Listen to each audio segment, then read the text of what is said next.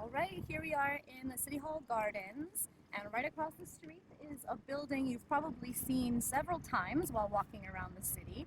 That is the Price Building. It is the tallest building in Old Quebec, and it's one of the oldest skyscrapers in Canada.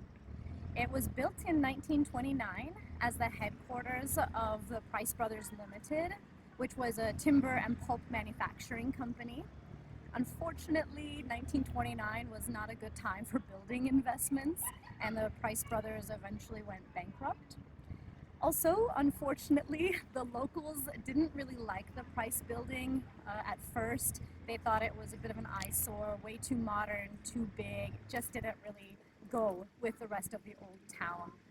In fact, the city eventually passed a law saying no buildings within the old fortifications could be over 7 stories tall. So the Price Building will forever be the tallest building in Old Quebec. The good news is the locals eventually grew to like the Price Building. The Art Deco style now doesn't seem so out of place. And it's a big part of the city's history and heritage and skyline.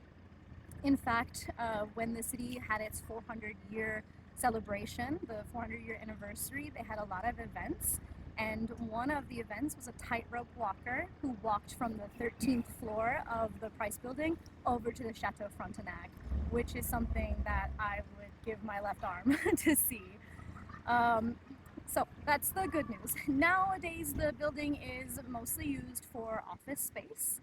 Except the top 2 floors, which have been completely redone and are the residence for the current Premier of Quebec. And I cannot imagine a better view or a better place to live in Quebec. I really wish they gave tours of those 2 floors. I think that would be really amazing. And that's the Price Building. Anybody have any questions before we move on?